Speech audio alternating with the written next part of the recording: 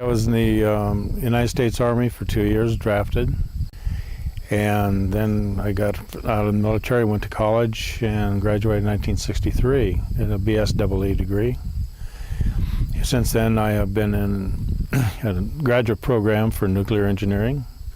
Also, have taken pre-med, and I've been working contracts since 1963 also for NASA, Department of Energy, and several other electronic firms in the Washington, D.C. area.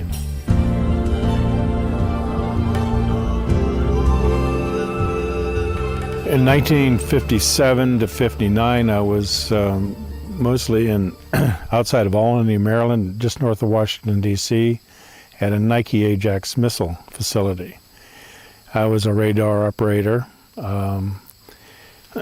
In May of 1958, about 6 a.m., and the reason I knew it was 6 is because that's when everybody got up.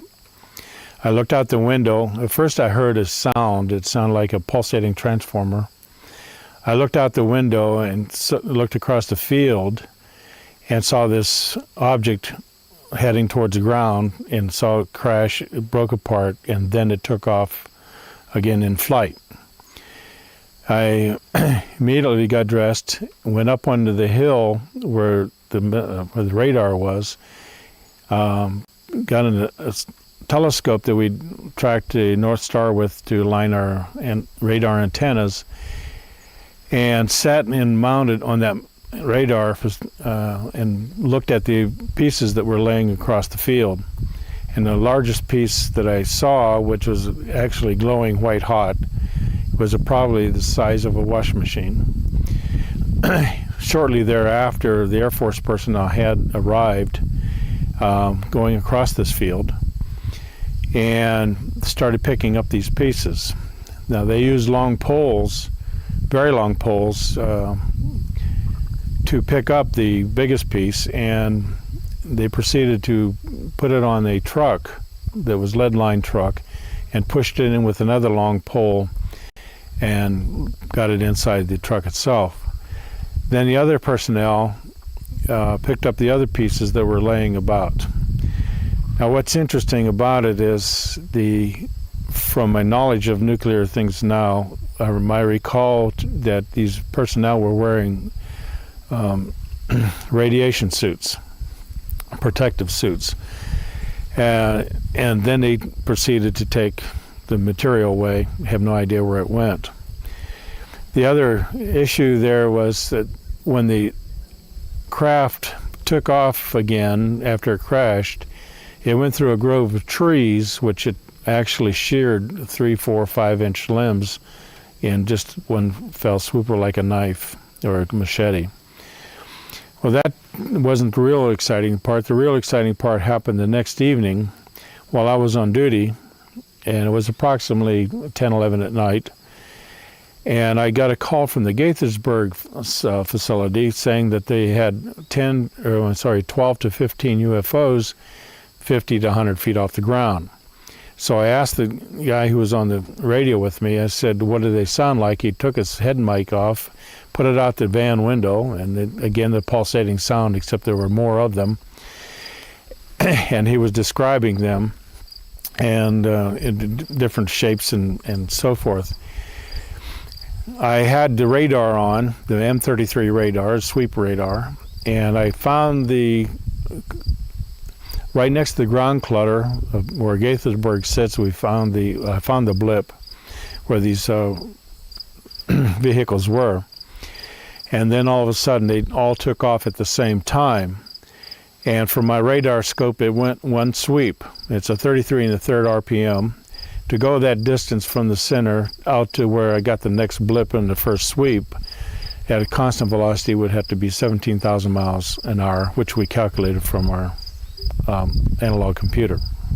It was probably in excess of 30 feet in diameter. It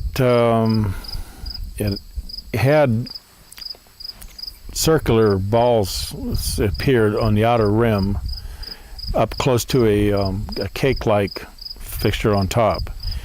And they were different colors. They were orange and red and some yellow, but they were pulsating. So, I mean, it was quite a sight to see as it was wobbling towards the earth and hit.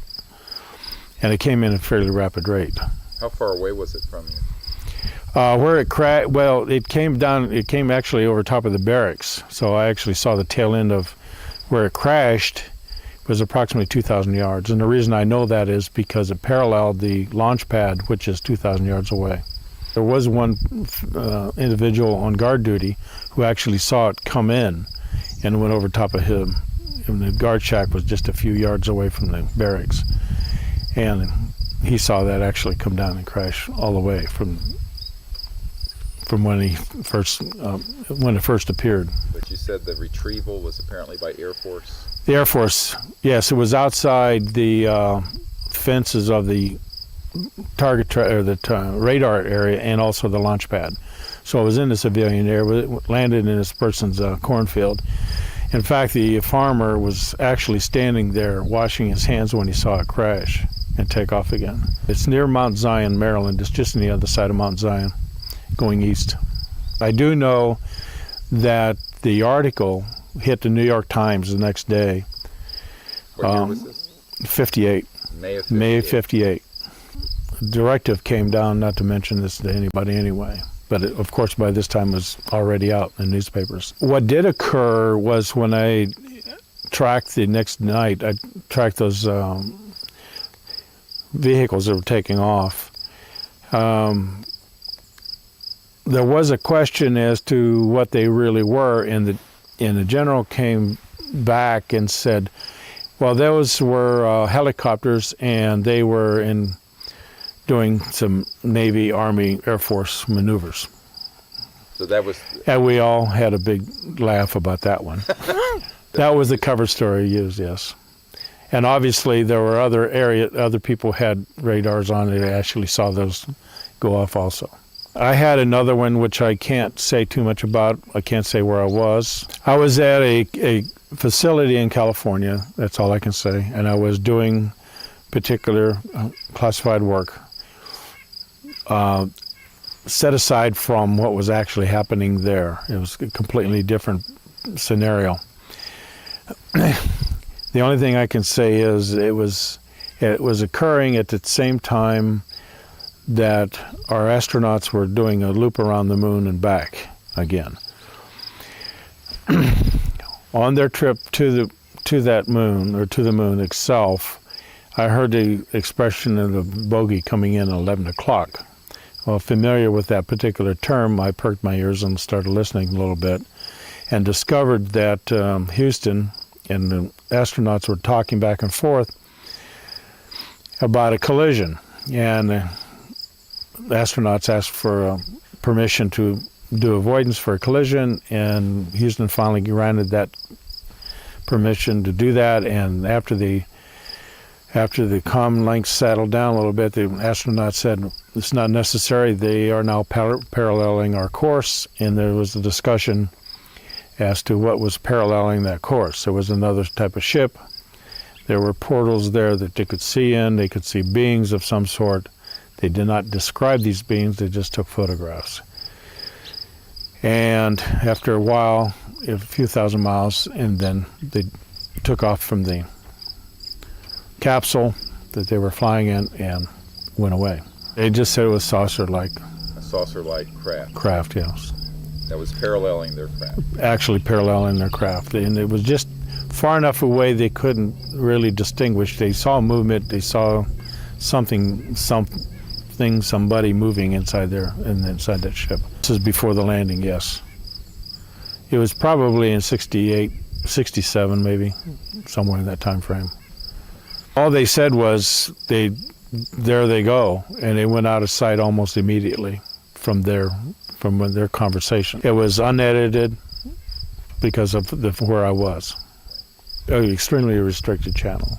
As a matter of fact, when I was doing work at NASA, I got into the NASA library looking for the tapes. Never did find them. There's only one gentleman there that said I shouldn't. No, he said, like, you didn't hear anything. And I said, hear what? That was into that. In fact, the gentleman was very disturbed I was even there for what I was doing. A bogey is when you're flying is an object coming in, and normally during World War II they used those, and also Korean War, as a term for potential enemy craft approaching. And if they don't know the aircraft type, they call it a bogey. Approximately halfway to the moon. On the way to? On the way to the moon. Okay, about Yes. halfway there. Their reactions were somewhat stoic. I mean, no big thing. They didn't go, wow, look at that, look what I'm seeing. No, nothing like that at all. They just said the bogey's next to us and they're flying. Very professional. Not surprising. I don't know what instrumentation they particularly had, but they knew at their course they were going to intersect. No question about it. So they must have had some device that would tell them that. It's obvious in space, I would imagine. Very good Turkish friends. Went scuba diving with him, some other things. And he would talk about the eastern part of Turkey as being a great UFO place. And I just asked him point blank, I said, what do you mean a great UFO place? He said, oh, we have sightings out there all the time. Never reported. So I inquired with a couple of my Turkish